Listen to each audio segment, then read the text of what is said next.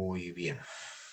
Entonces la idea es iniciar esta última conferencia del ciclo 2022 del foro Jimena Luna. Como sabemos, o lo mencionamos cada mes, este foro es organizado por el Semillero de Investigación en Comunicación de la Ciencia, de la sede Oriente de la Universidad de Antioquia. Estamos hoy con nuestro amigo Miguel, con los que vamos a intentar no moderar, porque yo creo que no necesita nuestro entrevistador que lo moderen, sino que simplemente colaborar en la conversación. Eso de moderación suena raro, exacto. Y el formato que hacemos habitualmente, nos reunimos imaginariamente en una mesa a tomar un café, con los amigos que se quieran sumar, de donde sea que se conecten, y para conversar sobre distintos temas que te cuento, Fernando. A lo largo del año y a lo largo del año pasado han pasado por aquí temas. Hemos hablado desde inteligencia artificial, zancudos, el telescopio James Webb, energía atómica, arte y ciencia, distintos temas de los cuales siempre surgen preguntas y inquietudes, y tenemos una oportunidad de conversar. Inicialmente para nosotros, para el semillero, esto era un insumo para luego analizar los temas, las preguntas, los videos, y es parte del trabajo que hacemos o que intentamos hacer junto con el profe José David Ruiz, que en este momento no nos puede acompañar. Él está en Ecuador en un congreso, pero nos quedan estos videos para conversar y para analizar. Y para el cierre de este año, la idea era invitar a un amigo especial de la casa, literalmente, al profe Fernando Echeverri, que no necesita mayores presentaciones, pero personalmente para mí, y él lo sabe, es un gran gusto tenerlo, tener esta oportunidad de conversar con él. Siempre es grato escuchar, siempre es grato escuchar, porque sabemos que su opinión, nunca mejor dicho, es crítica sobre cualquier tema que podamos conversar, sobre intereses relacionados con hacer investigación, con la enseñanza.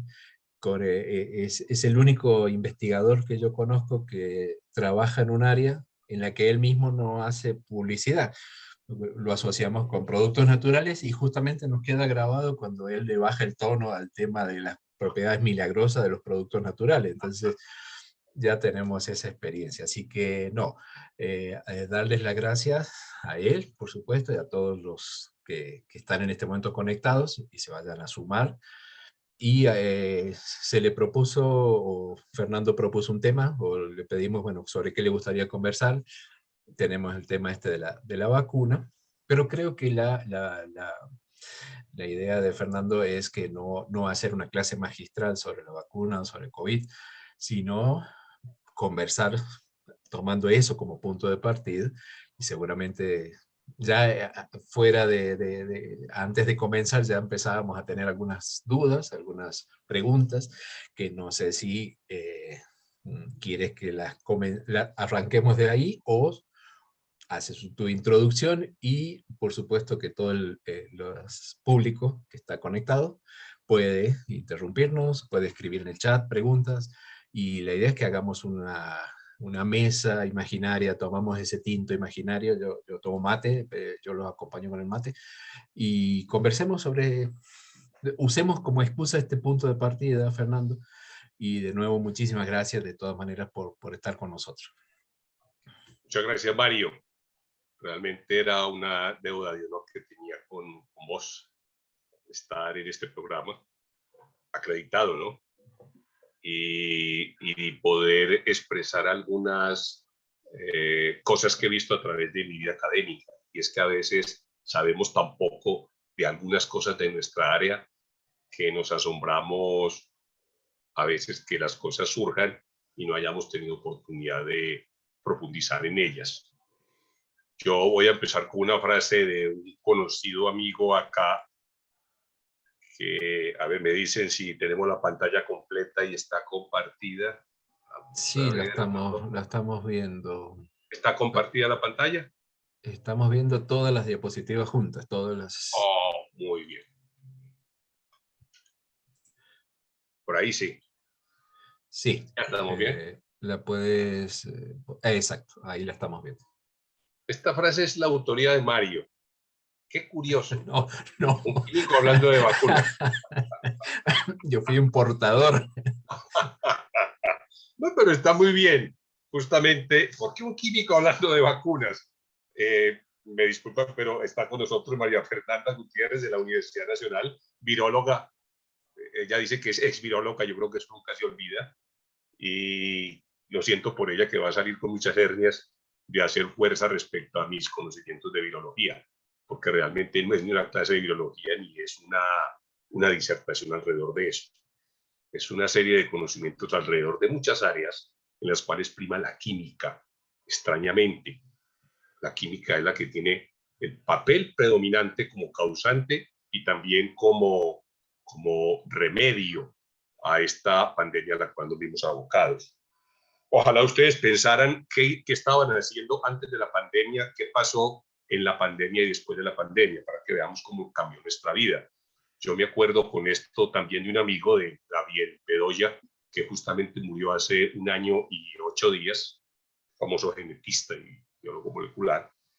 Me acuerdo que para febrero del 2020 nos sentábamos, enero, nos sentábamos en la cafetería de la ciudad a hablar de la enfermedad. Yo a hablar de genética y él a hablar de química, para que vean de qué hablábamos. Y nos reíamos del avance de la enfermedad. Decíamos, no, que hoy se reportaron 20 muertos y al día siguiente 30 y decíamos, no, es que son tantos chinos que no se nota la pérdida. Extrañamente, después de eso, como a las 3 semanas, una de mis iniciativas fue proponer el cierre del laboratorio porque realmente se estaba viendo ya el avance de la enfermedad, ni el país, ni la ciudad, ni la universidad habían hecho nada y yo veía que se avecinaba un riesgo. Entonces propuse como el 15 o 16 de marzo que cerráramos el laboratorio 15 días. Pues eso era un puente y al lunes de ese puente el gobierno cerró el país. Y ahí comenzaron a suceder muchas cosas para, uno dice, para bien o para mal. Me acuerdo por allá que en abril, al mes de eso, saqué un documento que se llamaba Soberanía Farmacéutica porque me preocupaba el que no tuviéramos ni medicamentos ni vacunas contra esa enfermedad y contra muchas otras. Ese documento circuló y finalmente fue el engendro de lo que se salió como un proyecto de ley que no sé dónde terminó, pero un proyecto de ley para invertir y fomentar nuestra capacidad científica, no solo en vacunas, sino también en medicamentos. Y después de eso, ya como en abril, como en octubre, mi hermano mayor murió de COVID, desgraciadamente, y he tenido 2, 3 hermanos hospitalizados también, o sea que no ha sido gratis ni grata mi recordación de esta enfermedad. Y en el camino después, como en diciembre, me presenté de candidato a la vacuna experimental de Janssen y después me puse las vacunas Pfizer. O sea que sí he tenido, ahora me pongo a hacer un balance como un romance algo tormentoso con la enfermedad esta. Recuerden que podemos hablar y preguntar cuando queramos. ¿Estamos allí? Sí, señor. Muy bien. Yo he llamado esto una saga de la inteligencia humana y digo que una saga y una serie de factores que confluyeron para hacer que las cosas fueran más fáciles y más efectivas. Y no nos dimos cuenta de eso hasta que ahora evaluamos que todo ese conocimiento, que toda esa tecnología, que todas esas alternativas vinieron de algo que hemos llamado siempre ciencia básica. Aquellos que trabajan en el laboratorio de qué está constituido el DNA, cuál es la estructura de esas moléculas, cómo funciona el DNA, cómo se replica el DNA.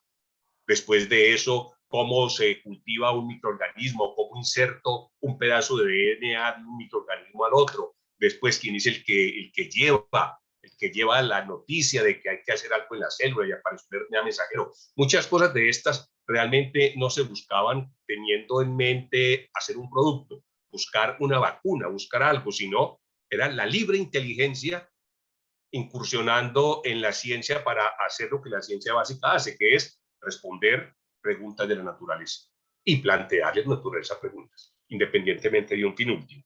Así que esto es una saga que fue una saga corta, por suerte, pero que tuvo o tiene detrás muchísima inteligencia, muchísimas personas. Diría yo, si lo decimos desde el año 50, todos los que han trabajado, las miles de personas que han trabajado en este tema. Así empezó todo. Empezó con este reporte, vamos a decirlo, escrito, la historia escrita, cuando el The Lancet se publicó el genoma de un virus que recién habían identificado y aislado allí en esa ciudad. Si alguien me puede interrumpir, lo puede hacer, por favor, y me da dificultad a veces coger el chat, ¿no? Muy bien, así empezó esto. Nosotros te leemos las preguntas en caso de que alguien las escriba, no hay problema. Muchas gracias. Así empezó esto y este artículo lo que reporta es el genoma de ese virus, un genoma que se demoró 3 días para ser descifrado. Cuando antes se demoraban meses o años, esto fue casi inmediato. Y tuvo la suerte esto de que también se pudo difundir a través de todo el mundo. Los originarios de esto repartieron ese genoma a varios laboratorios, de tal manera que cuando llegó a varios laboratorios, ya ellos comenzaron a plantearse interrogantes y a plantear también respuestas acerca de qué hacer con ese genoma, cómo manipularlo para tratar de obtener de él una respuesta silenciosa. Esta es la historia más o menos de hace un año a hoy. Un año, ya llevamos casi, vamos para 3 años creo de pandemia o post-pandemia. Esta parte superior tenemos un reporte que hice hace un año de una charlita similar a esta que estoy dando ahora, aunque más enfocada hacia otros aspectos. Para hace un año, en octubre, se reportaban 241 millones de casos, 4.900.000 enfermos y 6.600 millones de vacunas aplicadas. Hoy, 12, 13 meses después, el número de casos se triplicó, el número de muerte, la mortalidad se incrementó, pero no al nivel que había. Miren que se triplicaron los casos, pero la mortalidad no se triplicó. Y las vacunas, obviamente, se incrementó a 12.800 millones de vacunas aplicadas. Es indudable que la vacuna nos previno de un desastre mucho mayor, aunque como todos sabemos, la mortalidad y los casos son mucho mayores. La OMS ha dicho que no son 6,5 millones de muertos, sino que la cifra puede ser realmente 16, 17, 18 millones de personas. Que así sea en el global parece muy poco. Para algunos, como a mí, por ejemplo, me afectó muchísimo, porque una sola persona que murió, para mí valía tanto como esos 6,600,000 de ahí. En las noticias y en las revistas siempre hemos visto caracterizado de manera caricaturesca, perdónenme la pseudo redundancia, el virus. Lo pintan así como una piñata. Es una piñata que realmente tiene poco con la vida real, aunque artísticamente ilustra mucho. Allí tenemos las diferentes formas de representación del virus. Vamos a decir que pocas de ellas son reales. Es el virus en un tejido, y aquí está ya el virus en microscopía electrónica como es, pero esto no lo hemos visto realmente así. Estos son representaciones artísticas, virus en tejidos y los virus ya aislados. Esa es la primera noticia. La segunda es cómo podemos ver el virus en acción a través de la crioelectrónica, una técnica muy nueva que ha permitido casi que observar el funcionamiento celular en tiempo real y en imagen real, como se ve acá, por ejemplo. Aquí tenemos el virus, aquí se ve parte del virus, no el virus, sino parte del virus, en este caso la espina. Vamos a decir que nosotros también hemos tenido nuestro papelito allí en el laboratorio de la profesora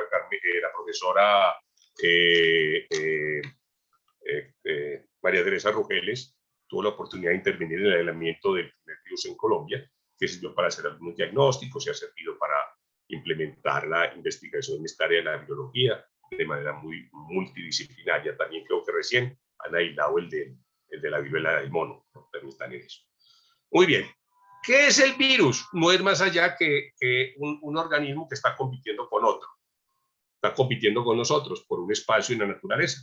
Y en esta competencia a veces nos gana y a veces le ganamos. Esta pelea de momento la hemos ganado, ¿no? O la vamos ganando.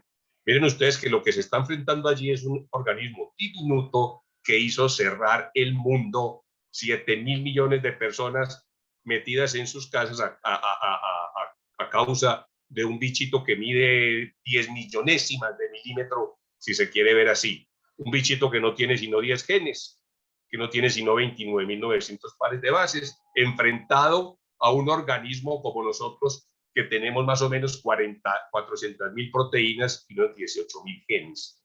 Y nos puso en jaque este bichito tan pequeño y tan activo. ¿Realmente qué es el virus? No es más allá que un libro de instrucciones para fotocopiarse. No es más allá de eso. Y visto desde ese punto de vista, perdón otra vez la redundancia, pues para algunos le parece esotérico un virus. Uno cuando habla de qué es una vacuna, no, ¿qué es un virus? No, y no nos damos cuenta que esos organismos son o están conformados por sustancias químicas y que lo que hacen ellos lo hacen gracias a reacciones químicas, a transformaciones químicas mismas que suceden en el laboratorio, pero de manera a veces más eficiente y más selectiva. Ese virus tiene dentro de su constitución partes que son las instrucciones a través de las cuales se le dice a otro organismo fotocópieme, y fotocópieme miles y millones de veces. Ese es su objetivo, fotocopiarse. Por eso algunos han dicho que los virus son realmente cristales vivientes. Y son cristales porque cristalizan. Realmente cuando un virus se puede casi aislar es que se ha obtenido en forma cristalina y se le puede tomar o se puede identificar por difracción de rayos X. Y entonces esas instrucciones lo que hacen es decirle a un organismo que lo recibe que lo doble muchas veces, que haga su mismo contenido, su contenido químico. Comienza a dar instrucciones de reacciones químicas. Eso es todo lo que hace un virus. Por eso si nosotros no le convenía tampoco que nosotros no muriéramos, porque si nosotros no morimos, el virus no tiene dónde replicarse. Entonces tampoco el negocio le sale a él. Por eso finalmente dicen algunos que el destino de los virus es no matarnos, sino torturarnos un tiempo y después dejar allí su huésped o su cliente listo para la próxima enfermedad, para la próxima infección. ¿Cómo interactúa el virus con una célula humana? Y esto es pura química. Lo que se ha descubierto es que parte del virus interactúa con una molécula que tenemos nosotros, en este caso, en los pulmones, en los bronquios, en los alvéolos, en el riñón, en el corazón. Y esa molécula nosotros no la podemos eliminar, ni podemos vivir con ella, porque esa molécula que se llama el receptor AC2 es la que, entre otras cosas, regula nuestra presión arterial. Entonces, si alguien pensaba, no, pues eliminemos el receptor AC2 o bloqueemos el receptor AC2 para que el virus no se pegue, realmente lo que está haciendo es un suicidio farmacológico. No es esa la vía, ¿no? Y la interacción que se da entre la parte del virus y nuestro receptor, es una interacción que todos la conocemos. Son puentes de hidrógeno, son interacciones pi, son interacciones dipolo-dipolo, son fuerzas de London. Incluso el profesor Cosio en el Instituto de Química nuestro ha publicado un excelente artículo mostrando otras interacciones de las nuevas variantes que han salido a través de química computacional. Esto es el problemita nuestro. Unos puentes de hidrógeno y unas interacciones moleculares que se dan favorablemente y que hacen que el virus se agarre, se ensarce bien en la célula. Y una vez hace eso, que es pegarse a ese receptor, a continuación se desencadena una serie de fenómenos que son complementarios y a través de los cuales el virus se fusiona con la membrana de la célula para poder penetrar. ¿Ya?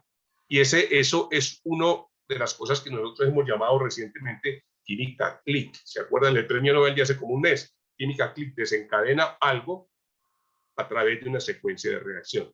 Y eso es lo que se da aquí. El virus interactúa con el receptor, inmediatamente cambia su conformación y al cambiar su conformación o su forma, hace que interactúen otras partes de otros receptores de la célula y de esa manera se fusionan los dos. El virus entra entonces y hace lo que sabe hacer, soltar las instrucciones. Soltar las instrucciones para que su material genético se replique y para que también su cubierta se replique y entonces salgan muchos virusitos. Los virólogos le dicen viriones, ¿no? Viriones que luego maduran y salen. ¿Qué es lo que pasa con la célula? Pues que la célula se muere, porque es que aquí no se produce un solo virus, se producen millones de viriones. Y esos viriones revientan la célula y la célula muere. Y además de eso están todos los problemas metabólicos que se desencadenan cuando todas las fuerzas moleculares y toda la fuerza química de la célula está englobada a producir virus y no a producir energía y a producir lo que necesita para su propio metabolismo. Eso lleva a una muerte inevitable, una muerte celular inevitable. Aquí están las consecuencias de la interacción del virus con ese receptor. Al hacer esa interacción, entonces hay inflamación, hay daño de tejidos, se mueren las células, los tejidos crecen mucho, hay fibrosis, hay trombosis y finalmente usted se muere de una pulmonía, se muere de un paro cardiorrespiratorio o se muere de un paro renal como consecuencia de todas estas cosas que han pasado. Y lo interesante también es que a veces a uno le echan la culpa, es la mejor defensa es el ataque, y es que yo soy el que me suicido, porque algunos han dado una gran importancia a lo que se ha llamado la tormenta de citoquinas. El organismo, para tratar de defenderse de ese organismo extraño que es el virus, comienza también a producir sustancias químicas y a cambiar su bioquímica drásticamente, y allí se equivoca. Y entonces se desencadenan unos efectos secundarios que son los que tenemos allí, la inflamación, el dolor, la transvasación de células, las hemorragias, todo eso se desencadena por culpa de uno mismo, tratando de defenderse del virus. La profesora está allí que se interviene, por favor. Sí, ya que me dio permiso, déjeme, yo hago esas preguntas que siempre he querido conversar con alguien y aprovechando que usted está aquí, yo le pregunto, eso que usted está diciendo, eso, así es como lo hemos visto, pero si fuera así siempre, todos nos hubiéramos enfermado y todos nos hubiéramos muerto eventualmente. ¿Qué hace que unos sí y que otros no? Varias cosas. Algunos la buena suerte. Algunos no tenemos el mismo receptor. El receptor cambia un poquito aunque desarrolla su actividad y entonces el virus no es capaz de reconocer ese cambio de receptor y no se pega.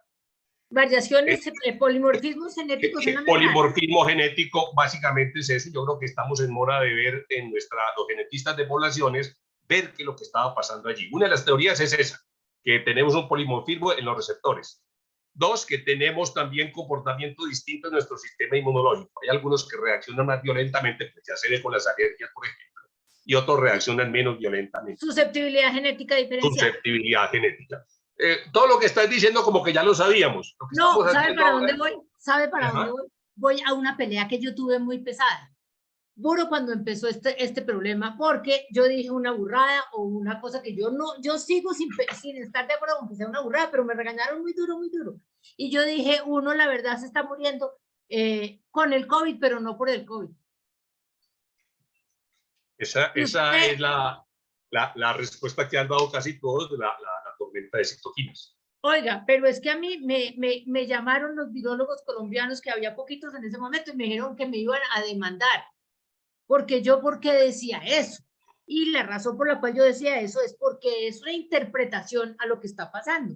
Unos sí se enferman, es decir, hay una susceptibilidad genética, hay unos polimorfismos variables, ¿cierto? Que hacen que unas personas sí se enfermen y otras no. Entonces uno podía tener el COVID, pero no podían hacer un COVID sencillo o asintomático, y otros podían tener el COVID y podían morir.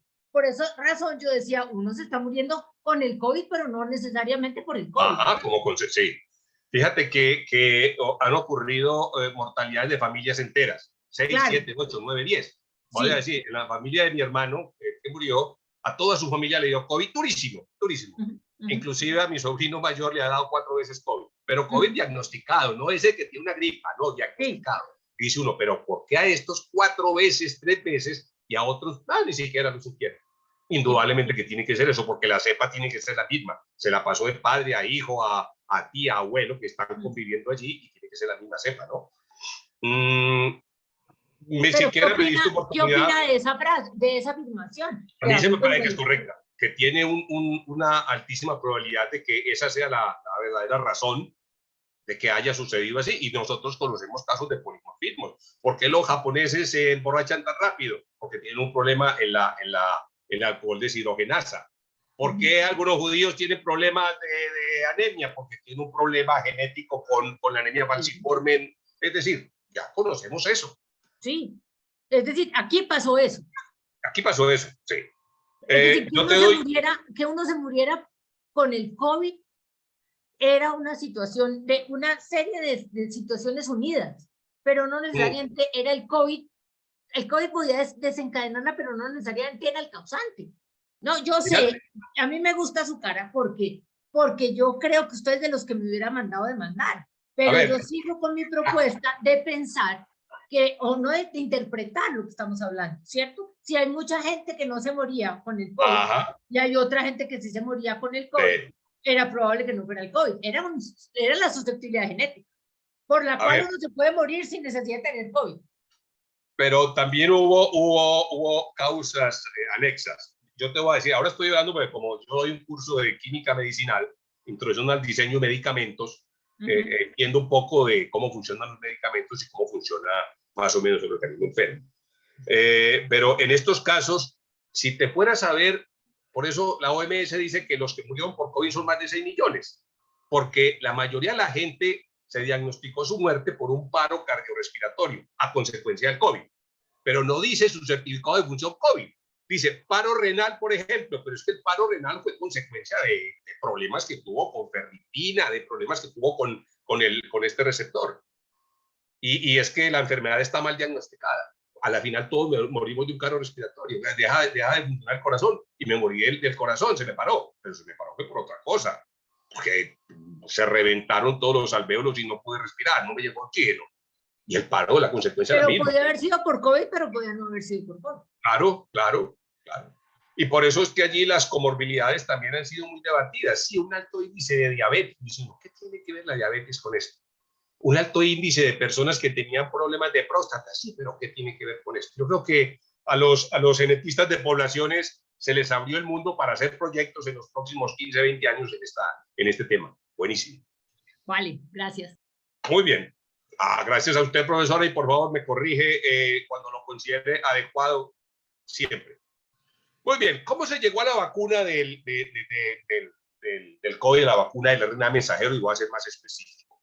Lo que tengo aquí pintado es más o menos el desarrollo muy esquematizado de lo que es la evolución del conocimiento humano alrededor de cómo funciona el material nuclear, cómo funcionan los ácidos nucleicos, cómo funciona la vida, cómo una célula engendra a otra exactamente igual, algunas pequeñas variaciones a veces. Y todo parte, vamos a decir, de un error. A mí me gusta decirme poner esto como químico, porque estos dos señores se han llevado los méritos realmente, como que los méritos no eran muchos, y porque este señor estuvo, parece, dicen algunos, colado allí a raíz de la famosa foto 53, 51, 71 de Rosalind Franklin. Estos ni siquiera eran químicos. Estaban haciendo unos sabáticos y bueno, dieron a tope con un buen tema, pero ya se le estaba acabando y se encontraron con que tenían que entregar el resultado de su trabajo. Y alguna vez estaban trabajando en la estructura del DNA y los fue a visitar este señor que no lo cita nadie, por desgracia, y les preguntó, bueno, ¿qué están haciendo ustedes ahí? Y dijeron, no, estamos tratando de ensamblar estas moléculas para que se peguen. Cuando la vio le dijo, pues que nunca se va a pegar, porque es que usted tiene un problema allí de tautomerismo. Entonces abrieron los ojos así, dijeron, ¿qué? Y dijeron, sí señor, ese grupo oxígeno no se representa como un oxígeno, sino como un OH. Y esa mina no va así, sino que lleva un doble enlace. Cuando él les dijo eso, inmediatamente las estructuras les pesaron y pudieron entonces salir a flote. A pesar de eso, cómo era que funcionaba también el sistema de la duplicación del DNA. Aquí está más o menos la historia, cómo funcionaba la estructura del RNA, la síntesis en laboratorio con frascos. Ya podíamos, como dijo alguien, jugamos a ser Dios.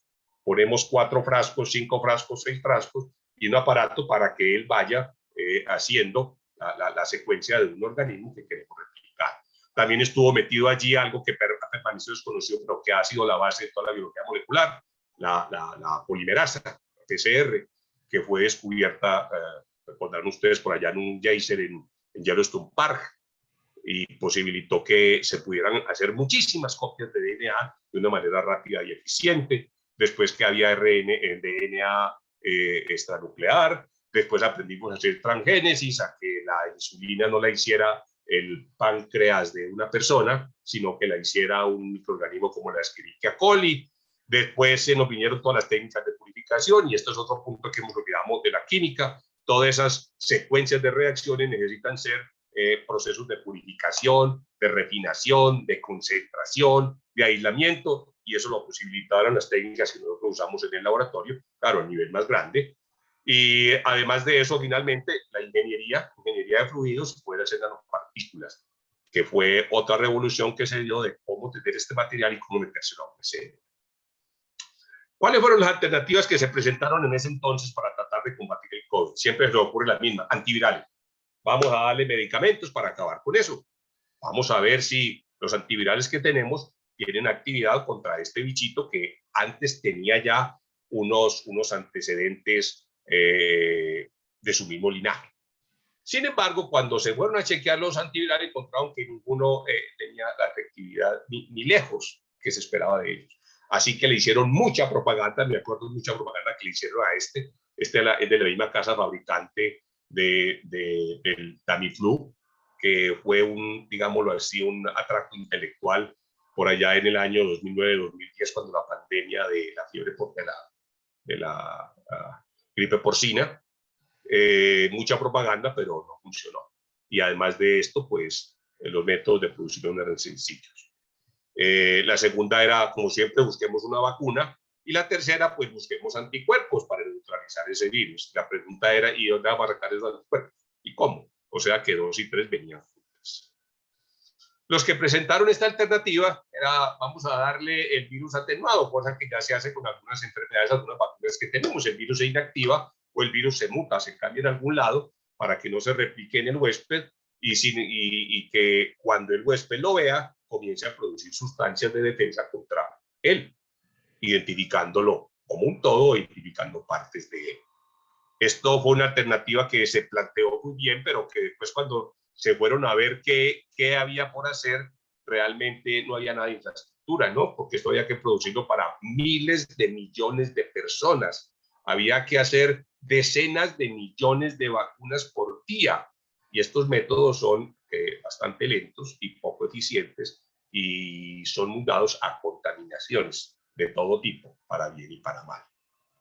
¿Cómo funciona la vacuna en este caso? Como esperamos todos, no, una sustancia que cuando llega a una célula se inyecta, la célula va al torrente circulatorio y allí esa sustancia o ese virus o esa parte del virus comienza a hacer que determinadas células del organismo comiencen a neutralizar ese virus, bien sea que lo engloben, bien sea que lo activen químicamente o bien sea que bloqueen su interacción con el receptor. Esto es lo que se espera de una vacuna, que no lo deje entrar, 1, 2, que no lo deje funcionar, o 3, que sea ingerido o digerido por una organela o una célula del organismo.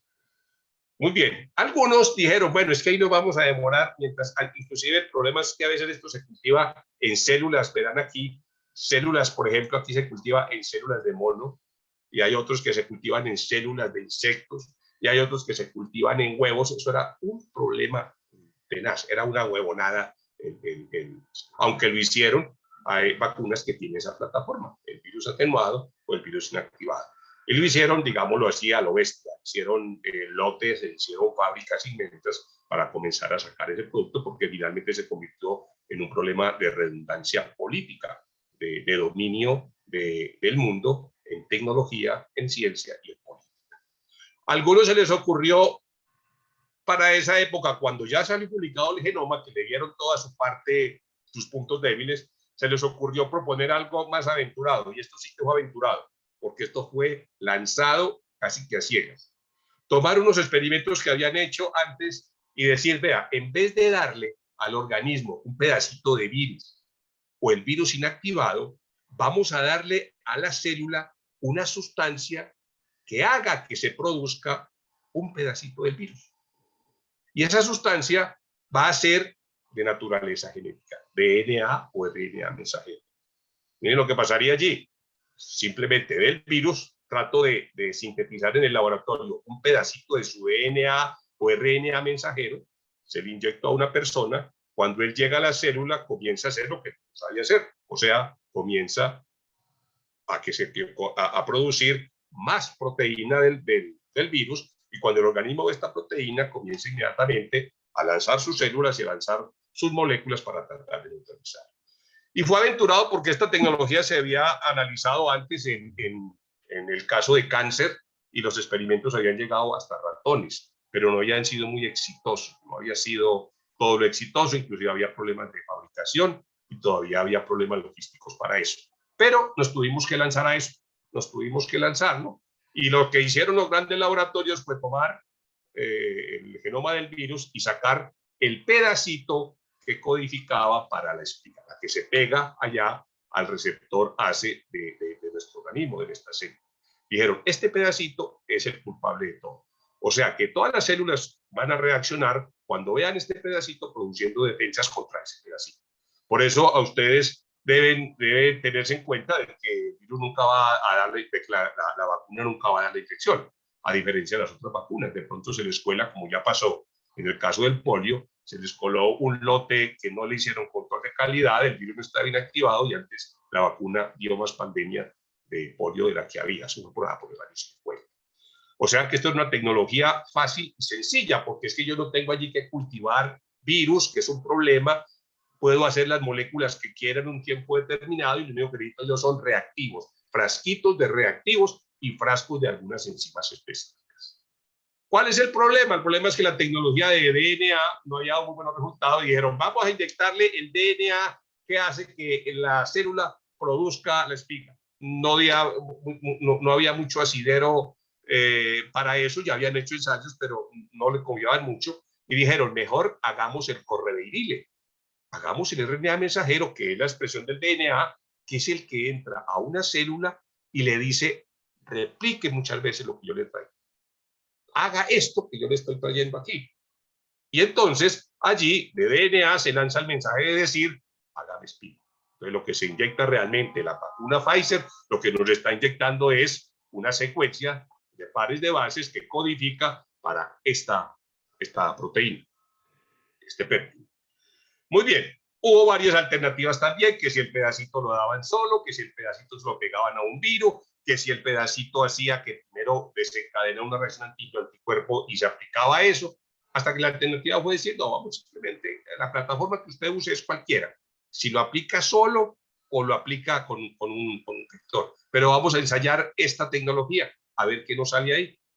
Y eso, como les digo, fue mucho más sencillo que la vacuna tradicional, aunque exigió que muchos laboratorios, fabricantes y muchos centros de investigación tuvieran que remodelar su producción, porque es que nunca habían hecho vacunas de este tipo, de RNA mensajero. Así que cuando uno oye de Pfizer y demás, ellos tuvieron que adecuar sus instalaciones o unirse con laboratorios que ya tenían la infraestructura a cierto nivel para eso. Además aparecieron los miles de millones que dieron los gobiernos, principalmente el americano, que soltó 10, 12 mil millones de pesos para que los laboratorios se comenzaran a embarcar en esto. Entonces pudieron comprar equipamiento y comprar reactivos. Esta es la historia de las vacunas de RNA mensajero. Yo, como esto va a quedar allí para ustedes, debajo está la bibliografía, es excelente saber cómo es el desarrollo de esto. Pero vamos a decir que cuando llegó el momento de decir, vamos a hacer una vacuna basada en RNA mensajero, no teníamos muchas probabilidades de éxito, porque no había sido ensayada para ese virus, ni había llegado a nivel clínico, a ser analizada en humanos. Además de eso, la estructura del RNA mensajero tiene problemitas gravísimos de estabilidad y de funcionamiento. Si a usted le inyecta RNA mensajero, como lo inyectaban, vamos a decirlo, el caso de la vacuna de Pfizer, usted allí lo que se iba a encontrar era que en la sangre o en el músculo tenemos muchas proteasas, y esas proteasas y esas nucleasas cogen lo que le inyectan a usted a partir. Se degrada o lo degradan las enzimas. Con la temperatura también se degrada, se comienzan a romper unos enlaces glicosídicos y entonces el RNA por eso tiene que ser conservado a menos 70 grados centígrados, una temperatura la tenaz de baja. Tampoco era eso muy claro. Y fue claro cuando se usaron métodos que había publicado antes esta señora con este señor. La señora publicó, el profesor Whiteman, en la Universidad de Pensilvania, para que sepamos también cositas de la vida personal. Esta señora comenzó a trabajar allí, en esta universidad, y se metió 2, 3, 4, 5, 6 años trabajando con RNA mensajero, cómo funcionaba, cómo lo podía inyectar. De momento ella cuando comenzó no tenía en la cabeza hacer una vacuna, ni nada de esas cosas, pero se encontró con muchísimos problemas y por eso cada que presentaba un proyectico de investigación se lo rechazaban, porque no había evidencias buenas, porque no mostraba estabilidad el sistema que estaba montando, por muchas razones. Entonces la señora llegó un momento en el cual la Universidad de Pensilvania la llamó y le dijo, vea señora, aquí hay que hacer investigación para poder traer plata, porque aquí la tenemos contratada con base en lo que usted nos pueda ingresar en plata. Y usted hace días que no trae plática aquí porque no tiene proyectos. Y la señora pues no tenía proyectos porque nadie se los aprobaba, nadie creía en esto. Entonces le ofrecieron 2 alternativas, una de ellas renuncia y la otra es, le vamos a hacer un contratico por horas y la vamos a mandar a la facultad de nutrición, por allá lejos, donde no estorbe mucho, o donde no la vean mucho. La señora se quedó de terco. Y una vez se encontró con este señor en una copiadora, toda esa historia, y él estaba trabajando también con RNA mensajero, y lo que pasa siempre, uno no sabe con quién está trabajando el vecino, y los encuentros fortuitos son los que posibilitan esto. Entonces, estuvieron hablando del problema que ella tenía y los problemas que él tenía, y parece que él tenía la solución al problema de ella, y ella tenía solución a los problemas de él. Y eso dio lugar a que hicieran posteriormente, cuando llegaron a compartir sus resultados y hacer los ensayos, a hacer una patente para hacer RNA mensajero y que funcionara, que fuera estable, no inmunogénico, y que además de eso fuera legible por los ribosomas. Eso implicaba que había que hacerle algunos cambios al RNA, que no era desnudo que se inyectaba, sino que había que hacerle unas modificaciones para que sucediera eso, que el organismo no lo dañara, que no se dañara espontáneamente, y que realmente cuando llegara ya a los ribosomas se dejara leer. Vamos a decir también que en este año, la universidad les dio un premio, todo lo que sea, a estas dos personas, porque ya después de que la trataron de echar, pues trataron de reivindicarse. Y voy a decir a título personal que es una vergüenza que no le hayamos dado no solamente a ella, sino digo a los 5, 6, 7, 8, 9 mRNAnólogos que intervinieron en el conocimiento de esto, no le hayan dado el premio Nobel de este año. Esto es lo que ellos hicieron: modificar algunos grupos, extender, cambiar y proteger para que la vacuna fuera legible por el RNA, fuera estable, no se degrada tan rápido cuando llegara allí a las endonucleasas y no desencadenara reacciones inmunogénicas. Esta patente, la Universidad de Pensilvania la vendió 2 años después a una empresa que estaba comenzando a trabajar con este tipo de vacunas. La vendió por $300.000. Esa vacuna hoy, pues vamos a decir que se habrán vendido más de $100.000 millones en vacuna, y si uno va ahí con el 1% o el 2%, ya eran, pues, que es muchísimo dinero lo que hay de por medio. Pero ahora teníamos otro problema. Ya podemos hacer esto, ya sabemos cómo funciona, ya sabemos. Le vamos a inyectar nada más al organismo un pedacito, el pedacito que tiene que ver con la espiga, este pedacito, y este es el que vamos a sintetizar. El problema es, cuando esto llega al organismo, ¿qué va a pasar? Y cuando llega al organismo es que se degrada. Entonces aquí tuvo que intervenir otra vez la ingeniería y la química, y sobre todo química de coloides y nanopartículas. ¿Cómo infiernos hacemos que este RNA desnudo pueda llegar al interior de la célula, liberar su mensaje y hacer que el organismo comience a producir proteína de espiga para que sus células inmunogénicas lo detecten y comiencen a defenderse? Y allí vino la astucia de las personas que trabajan en este tema, lípidos, nanopartículas y coloides, para meter ese RNA mensajero desnudo, que es una molécula cargada, porque el RNA tiene grupos fosfatos y las moléculas con carga no le gustan a ninguna célula y las deja penetrar. ¿Cómo meterlas dentro de una cubierta lipídica para que esa molécula llegara allí al interior de la célula, se fusionara y liberara su mensaje? Vamos a decir que en este proceso también hay un par de viejos amigos de nosotros, los químicos de productos naturales, porque varias de las moléculas que se usan para esta cubierta lipídica las conocemos nosotros. Una de ellas es el colesterol, que tanto odiamos, y el escualeno, un precursor de todos los esteroles. Incluso en el mundo llegó a haber, digamos, una crisis porque los depósitos de escualeno que se extrae del hígado de algunos organismos, de tiburón, ballena y demás, llegaron a escasear con esto. ¿Tenemos alguna pregunta o algo que aclarar o corregir, por favor? No me dejen Por hablar. ahora en el chat no hay nada, así que cualquiera puede interrumpir cuando quiera. Muy bien. Este concepto de meter pedacitos que codifican para una molécula muy grande también dio lugar a que la vacuna era universalmente asequible a modificarse para ser usada contra los linajes que estaban apareciendo o las variantes. Porque los virus van mutando, como se reproducen a una velocidad tan rápida, pues la posibilidad de error también es muy alta.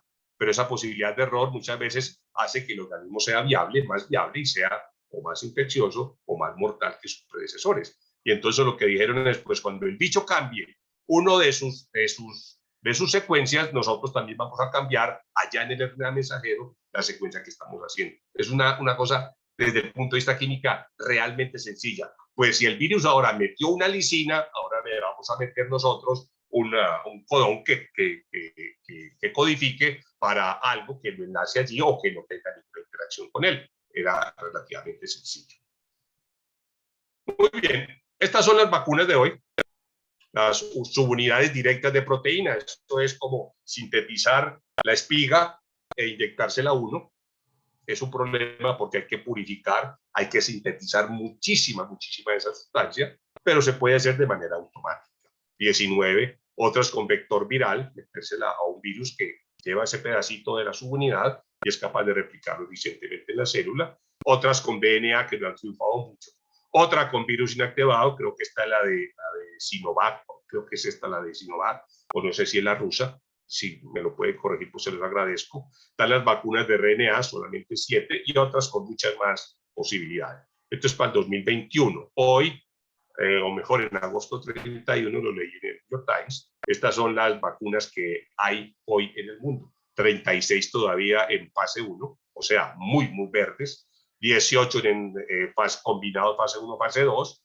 17 en seguridad y en fase 2 y fase 3. Test de eficacia en gran escala, 42, todavía es un gran negocio, pero yo creo que el negocio es más hacer la logística para las próximas pandemias que se nos vienen. Hay 21 en usos en estos de emergencia y digamos que hay 12 totalmente aprobados, pero también hay una cantidad importante que han abandonado. Es decir, todos esos ensayos que venían por aquí no dieron. Es inmunogénica, da un nivel de protección muy bajito, es muy inestable, cualquier cantidad de razones para que se abandone su producción. Vamos a decir también que en el mundo donde se producen las vacunas, realmente ven ustedes que estamos por aquí arriba del polo del Ecuador, muy arriba del Ecuador, allí es donde está la tecnología. Allí es donde está la tecnología, cosa que nosotros no tenemos, cosa que realmente esto lo hemos aprendido a golpe de papers, a golpe de publicaciones, pero no a golpe de verlo en la vida real.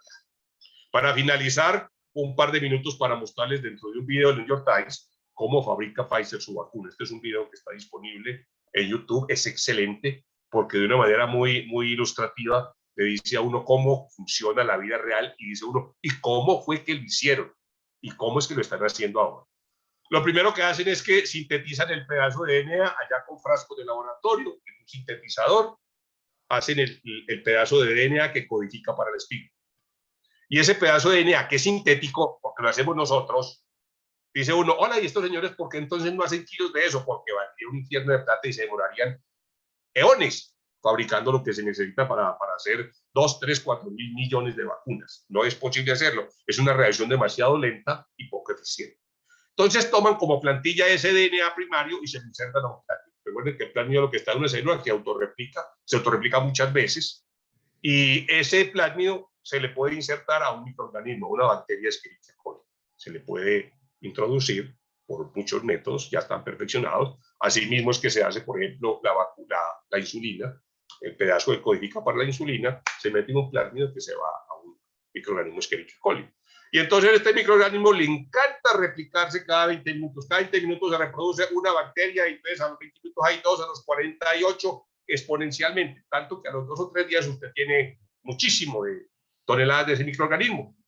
El paso siguiente es enseguida sacar las millones de copias que tiene DNA. Fíjense que empezamos con muy poquitico, pero ahora tenemos millones que se reprodujeron al son de la reproducción o la replicación del Escherichia coli. Se libera los plasmidios que tienen, que ya se sabe la tecnología, ese pedazo de DNA y se obtiene el DNA. Se obtiene el DNA, es una frase muy bonita, pero hay que ver la tecnología para poder, primero, separar estos dos fragmentos y segundo, para purificar el DNA que codifica la espiga, separarlo del DNA del plasma.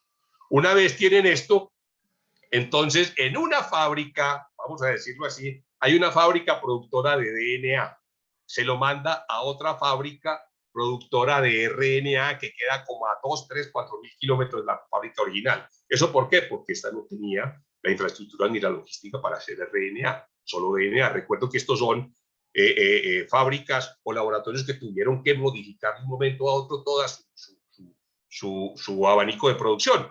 Y también mandaban un pedacito a Alemania, donde con socio con otro laboratorio, pues también podían producir la vacuna. En esta ciudad, el DNA ahora se convierte en RNA. Recuerdan que la información en la célula es DNA, necesita que la célula tenga algo, una proteína. Entonces, para hacer que la célula haga esa proteína, el DNA se separa, saca una copia que es RNA, y ese RNA va y lleva ese mensaje. Hola, hágase esta proteína. No es el DNA directo, sino que es el RNA mensajero. Entonces ellos ahora, a través de enzimas que también escasearon, y era uno de los temores que se tenía también, que estas polimerasas y las enzimas necesarias para proteger el DNA iban a ser deficitarias, casi que trabajaban sobre medida, porque también se obtienen por biotecnología. Una vez se obtiene en esa ciudad el RNA, se mandan esos frascos a otra ciudad de la misma compañía para que ellos allí lo que hagan es formular el RNA mensajero. Es decir, meterlo en su cubierta lipídica para que se proteja de los efectos degradantes cuando se inyecta como vacuna, ¿no? Ven ustedes que aquí en este proceso puede haber de aquí a esta ciudad a unos 2 meses. 2 meses para producir una vacuna. Recuerden que necesitamos miles de millones de viales de vacunas. Y necesitamos también libras, no voy a decir toneladas, pero sí libras de enzimas, y vamos a decir que vamos a necesitar muchos kilos de colesterol y lípidos de estos especiales, y lípidos también sintéticos bastante especiales. Miren ustedes que al formularlo, y es interesante porque allí dijeron que esa encapsulación era uno de los procesos más delicados, dado que tenían que sincronizar los flujos de 8 bombas para que justamente se diera no solo el tamaño, sino el englobe del RNA protegido dentro de ellos. De aquí va otra donde se envasa. Dice usted, pero qué fábrica tan pendeja. No tiene todo eso, no tenía. Aquí hacen DNA, aquí hacen RNA, ¿lo ven? Aquí lo purifican, lo sacan y lo formulan, y aquí ya lo envasan, que es donde sale. Y por eso me place mucho decir gracias química, porque todo esto son sustancias químicas que están en movimiento. El RNA es una sustancia química, el mensajero. Los nanolípidos son sustancias químicas. Los anticuerpos son sustancias químicas. Los antígenos son sustancias químicas. Por eso vuelvo y repito, gracias química, no es de la que nos salvaste. Queridos amigos, quedo a su disposición para que hablemos, conversemos, nos riamos y corrijamos. Profe Fernando, muchas gracias por todo. De verdad que muy interesante y, hombre, cumplió con todas las expectativas, incluso más. Y la verdad es que sí, la saga de la inteligencia humana y la saga de la importancia de la química también, todo unido junto a un mar de conocimiento, un mar de una epopeya prácticamente. Esto ha sido un viaje épico que, soportado en manos de los conocimientos pasados, de todo lo que hemos venido como fundamentando poco a poco, es que hemos tenido todos los avances que tenemos actualmente. Y usted lo dijo claramente, esto a la final es el esfuerzo de muchas personas, de muchos hombres, de muchas mujeres que se han unido a lo largo de la historia para complementarnos y generar avances tan sorprendentes como lo que tenemos el día de hoy. De nuevo, muchas gracias por todo, y también aprovecho para pasar con algunas preguntas que tienen acá dos de nuestras invitadas el día de hoy. Primero le vamos a dar paso a la profe Carmenza, que está por acá y nos quiere comentar algo. Bueno, Luis Fernando, muchas gracias por la conversación. Estuvo muy interesante, muy brillante como todo lo tuyo. Tengo una pregunta. En medio de la pandemia yo me puse a leer mucho. Cada cual vive estas catástrofes de diferente manera. Leí mucho. Y leí mucho cuento y novelas relacionados con pandemias, con enfermedades, con pestes hacia atrás, en la Edad Media y hacia adelante, ciencia ficción. En particular hay una trilogía que se llama El recuerdo del pasado de la Tierra, que está muy de moda, de un chino. Y allí hay un avance bastante grande en el tiempo y en la manera como la humanidad vive las catástrofes. La gran conclusión de esa trilogía es que la humanidad no aprende, que independientemente de los golpes, la humanidad no aprende. Yo me resisto a creer que eso sea así. Quisiera preguntar entonces, en particular, es probable que el conjunto de la humanidad, que no podamos decir que se aprendió, pero sí por sectores. Entonces, según tu percepción, tu criterio, ¿qué aprendieron los gobiernos? Si aprendieron o no. ¿Qué aprendieron los desarrolladores de vacunas? Ya vimos mucho de eso. Si aprendieron mucho o poquito.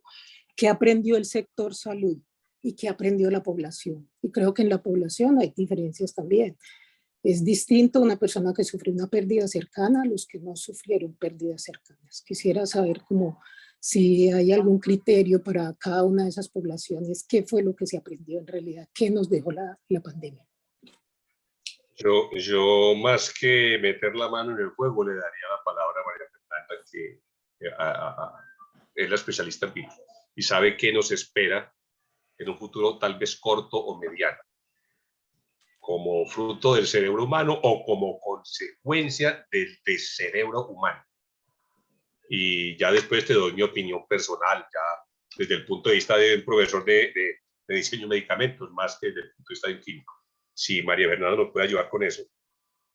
Bueno, yo creo que aprendimos, muchas cosas, la verdad. Empezamos, lo primero que más aprendimos, que más me gusta a mí, es que aprendimos que la ciencia es importante para vivir bien. Es decir, que la ciencia es parte de nuestra vida y que nosotros tenemos que tener conocimientos de ciencia, que nuestra cultura científica está muy débil y que es muy importante fortalecerla, porque ya nos mostró cómo todos estos procesos pues nos llevan definitivamente a mejorar la calidad de vida. Me parece que aprendimos un poco a respetar un poco la naturaleza. Empezamos a entender el concepto de zoonosis, que por ahí lo habíamos oído nombrar, pero esta vez nos hizo muy evidente y entonces empezamos a tener todas estas historias, si el murciélago en la sopa, todas estas historias empezaron a abrirnos los ojos de la importancia del contacto estrecho con los animales y del respeto que tenemos que tenerle a la naturaleza. También me parece que aprendimos una cosa muy importante y es que no vivimos solos en el mundo, que todos vivimos en el mismo mundo y que tenemos que darnos los espacios. Es decir, que los virus, las bacterias, los hongos, los parásitos, el mundo microscópico no lo vemos, pero está con nosotros. Y de alguna manera, yo no sé hasta dónde la gente se da cuenta que no es que sean malos, simplemente su estilo su razón de ser. Todos venimos a lo mismo, a multiplicarnos, a mantener la especie. Entonces, los virus vienen a multiplicarse y a mantener la especie. Que para multiplicarse y mantener la especie, nosotros, algunos de ellos les sirvamos, pues es un problema que tenemos que aprender a manejar. Aprendimos también cómo la tecnología puede ayudarnos a salvar la vida. Eso también me parece importante, cómo tenemos que fortalecer la tecnología, y con eso me estoy refiriendo a la ingeniería, a la microbiología, a todo lo que está relacionado con la biotecnología. Entonces también creo que aprendimos eso. Y a nivel social aprendimos, yo creo que estamos aprendiendo el respeto por la libre convivencia, que uno puede estar con el tapabocas en este momento y nadie lo está mirando mal. Antes, hace 3 años, alguien salía de tapabocas y decían, no, este loco se chifló. Y ahora ya uno puede salir con tapabocas y no le pasa nada, y eso es un respeto por la vida. Entonces yo creo que aprendimos montones de cosas. Yo sí estoy segura que hemos aprendido a nivel cultural, a nivel social, a nivel científico. También aprendimos que en Colombia podemos. En Colombia podemos hacer cosas. Obviamente no teníamos la tecnología, pero en otros puntos del desarrollo lo logramos. Alguien se inventó hacer un sistema para limpiar los ambientes y volverlos más estériles. Otros inventó un sistema para que los respiradores funcionaran. Es decir, nuestra habilidad también salió. Yo creo que aprendimos muchas cosas y también aprendimos un poco, pues, que la naturaleza a veces nos gana.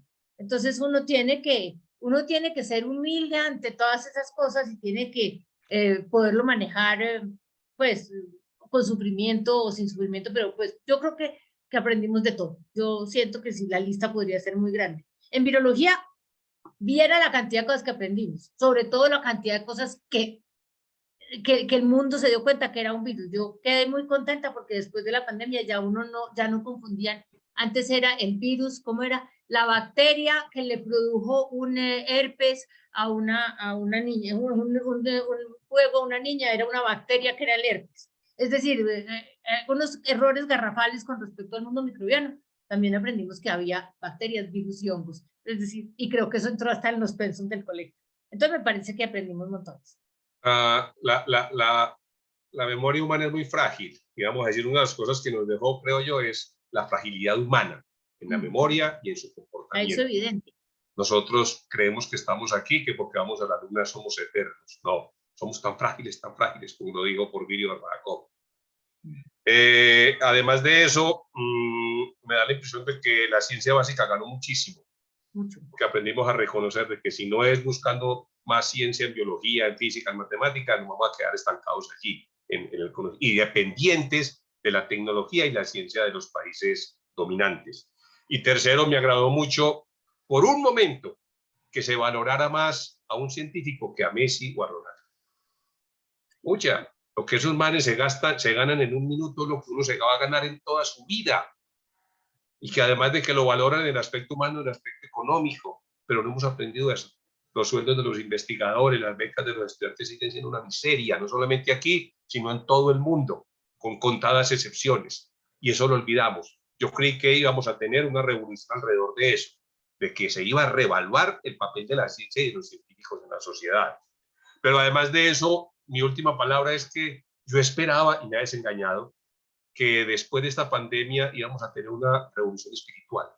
Yo creo que el mundo está desbocado, desenfrenado, y necesitamos algo que nos mueva de algún lado. Hemos pasado por revolución agrícola, aprendimos a leer y a escribir, aprendimos a cultivar, a trabajar metales, aprendimos a la era de la industrialización, la revolución industrial, la revolución biológica y atómica, y yo sí esperaba eso, que íbamos a salir mejores, más espirituales, y no me da la impresión de que realmente se nos olvidó.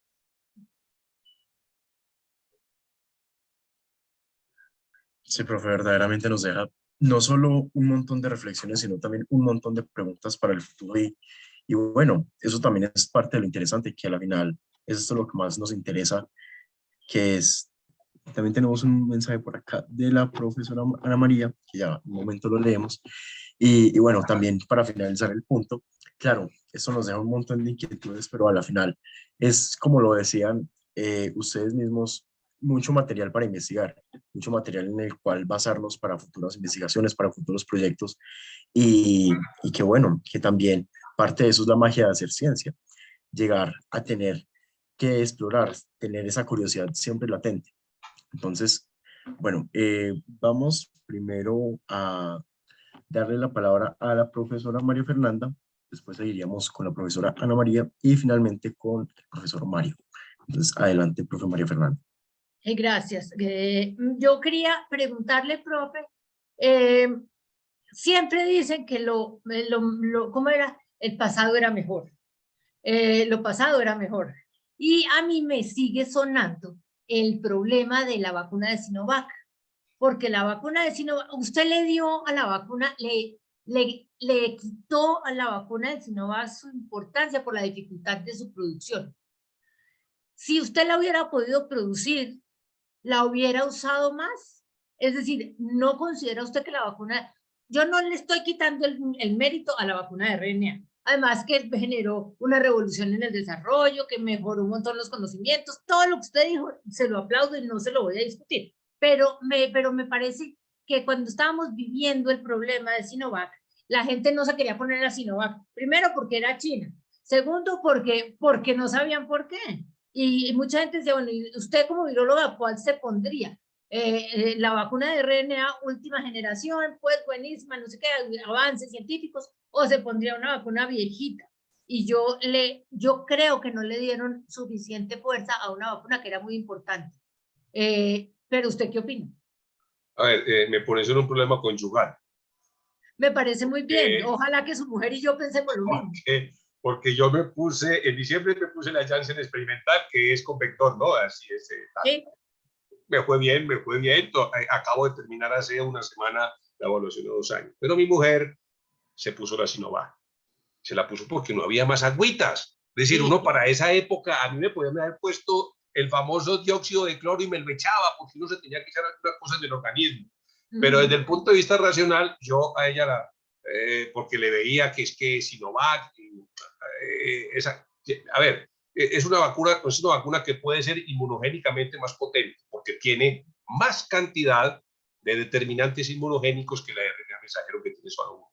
Para mi concepto, hubiera sido la Sinovac la elección, porque tengo más probabilidad de exacerbar el organismo en su defensa, ya que tiene más daños para hacer. Creo que era.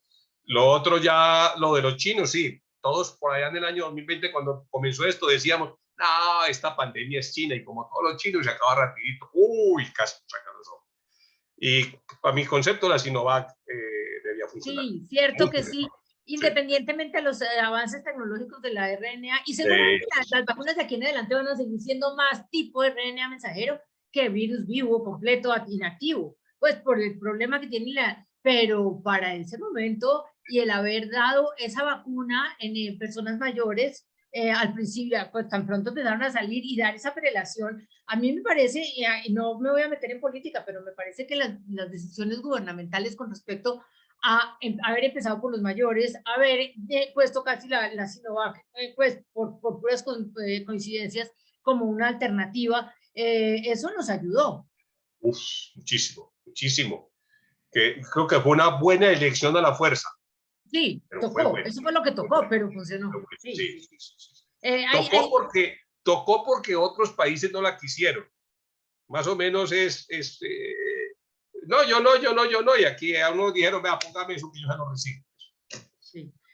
Cuando vaya a dar otra charla, me invita y yo sigo haciéndole preguntas, porque aquí hablamos de otra cosa, esperemos la próxima pandemia. Muchas gracias. Chao, gracias a ti. Excelente. Por otro lado, tenemos acá la pregunta de la profesora Ana María Mesa, la cual nos dice, el doctor Manuel Elkin Patarroyo propone una segunda generación de vacunas químicas para la malaria. ¿Sabe por casualidad en qué se diferencia la propuesta de vacunas del doctor Patarroyo con las vacunas propuestas para el COVID-19 y su conclusión de que las vacunas son químicas? Igualmente también invitada a la profe por si quiere abrir el micrófono, charlar de forma personal. No sé, yo tengo mis dudas de que haya ocurrido una primera generación de vacunas contra la malaria. Realmente, cuando uno habla de vacuna, habla de eso experimental que pasó por unas personas y sirvió o no sirvió. No sé si la habrán evaluado allá. Yo creo que la tecnología ha avanzado tanto que a lo mejor sí hay un punto de vista nuevo con las vacunas en la plataforma de RNA mensajero y la malaria, aunque ya hay una que está funcionando, ¿cuánto es? Como 50%, 40% de efectividad, la están aplicando en África. Yo pensaría que en este momento hay un poco de escepticismo al respecto. Al menos yo soy muy escéptico, dado los antecedentes. Llevamos 35 años esperando una vacuna y no ha salido nada. No conozco la primera persona que se haya puesto una vacuna contra la malaria originada en Colombia. Entonces soy escéptico.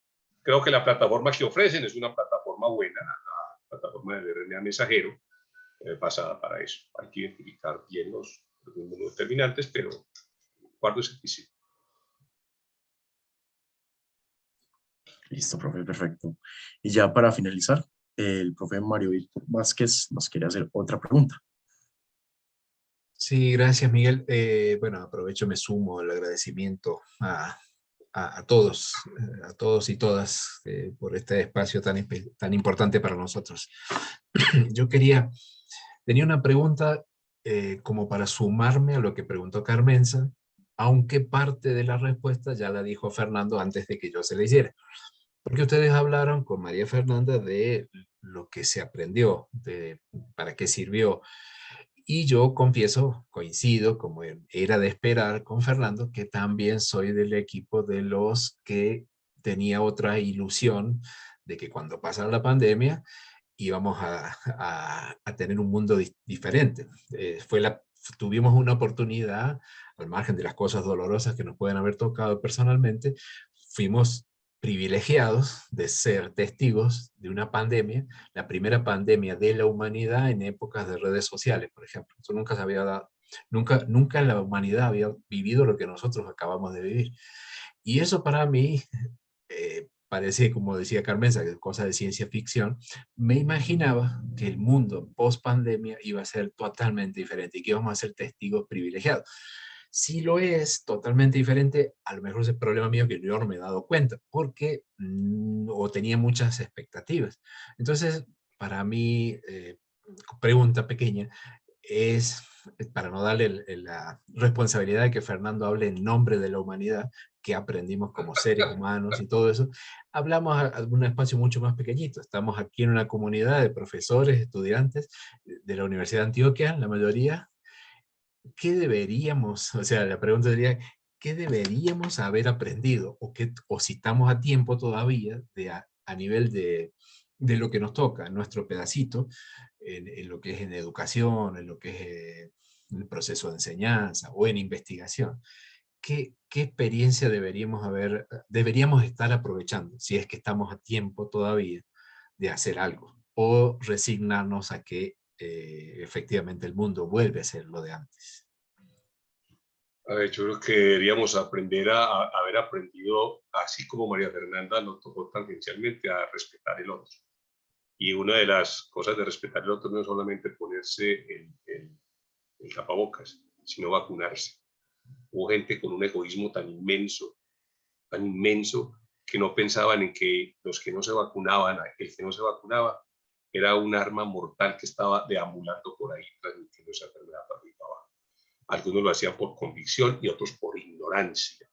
Me parecía la posición más egoísta, más egoísta. Yo soy el que me interesa, yo quiero preservar el sistema inmunológico. También la falta de conocimiento. ¿Saben por qué me moví yo a hacer esto? Yo lo moví porque yo doy un curso de química medicinal y cuando me fui a averiguar y conversando con colegas y con esta, nadie sabía un carajo, ni yo mismo, de cómo se hacía. Uno le hablaban de la vacuna y del RNA mensajero y eso era una cosa de esotérico, era eso. Y no sabíamos, pero ¿cómo no sabemos los químicos que esto es química, que estos son protocolos químicos? Y también me molestó, y no lo aprendimos, el que uno tiene que educarse y formarse, y que nunca es tarde para eso. Me desagradó mucho ver gente del gremio académico con imbecilidades del tipo óxido de cloro o moringa. Decía uno, pero la razón, ¿dónde está? ¿Dónde se quedó la razón? Eran como buscando argumentos para hacer algo lo contrario a lo que estaba haciendo.